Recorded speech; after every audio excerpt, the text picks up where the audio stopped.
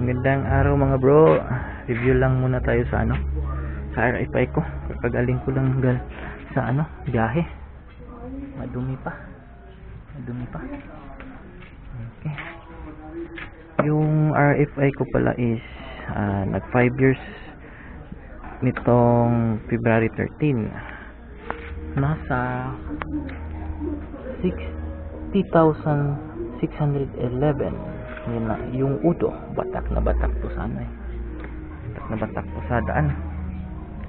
Ganito na pala itsura ng natin, RFI 175. Wala na ito,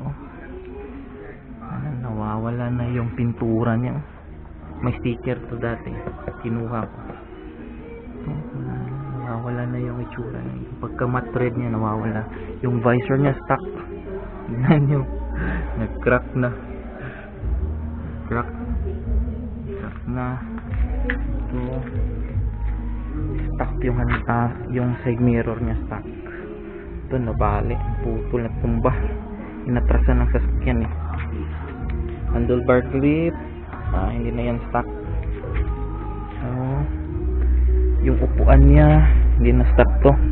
Para sa kaalaman ng iba, yung pag kayo, papalit kayo ng cover tulad nito, yung sa Birchman, hanapin nyo yung sa Birchman na size, kasi sa Birchman to na size sa NMAX short sila.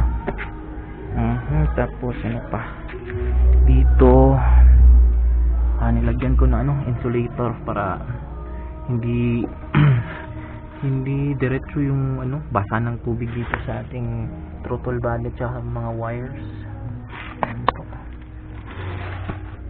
Tapos pa ito, 5 years na pero wala pang plaka.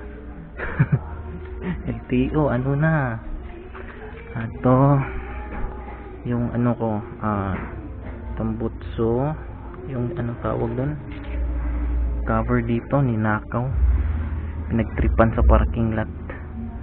Tapos ito, pipinturahan ko ulit to, Pilux. Ito na talaga mangyayari sa motor nyo. Batak sa daan.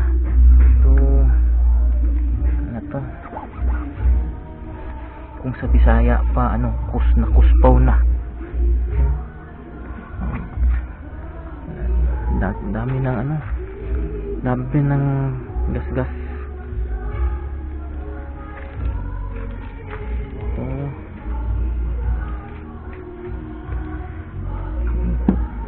Madumi pa, maalikabok.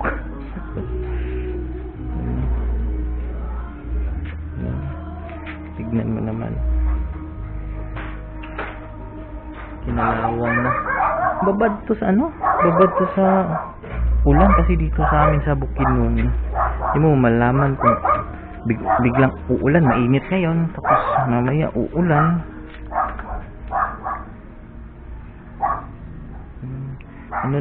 Doon naman tayo sa anong mga parts yung napalitan ko na dito sa 5 years. Dito, una tayo dito sa bearing niya, dito sa bearing. Yung bearing niya, ka-size niya yung sa XRM 125 na bearing. Saka sa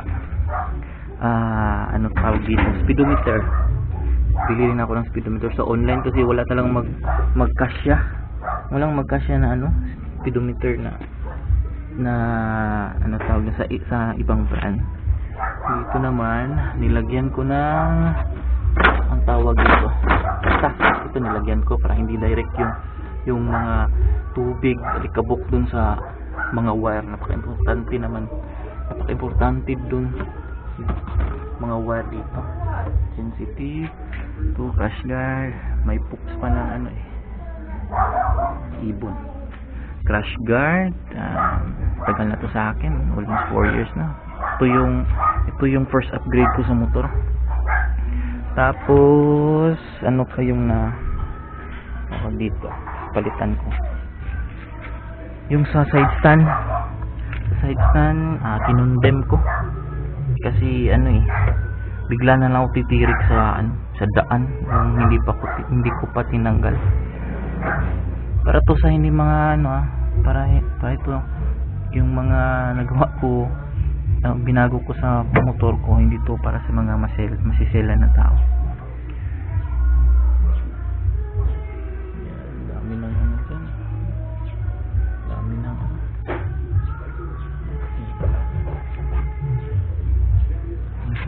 tapos dito throttle body stock pa rin yan. Ano pa, air filter stock pa, nawala na yung mga bolt, yung sa panggilid ko stock, binalik ko sa stock gilid. Itong mga ko tapos yung napaka-issue ng RFI, yung tabingi daw.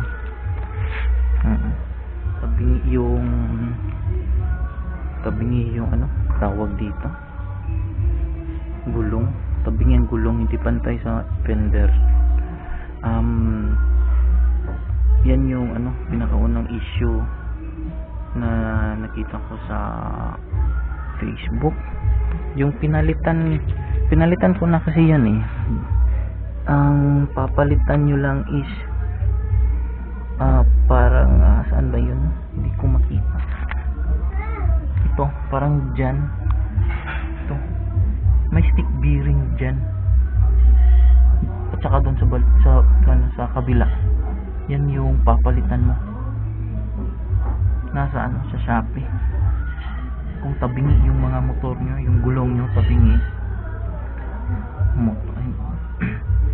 tabingi yung yung mga gulong nyo, dito lang yung sira nung una nga akala ko itong rubber dito papalitan, hindi pinalik ko, bumili ako ng nung rubber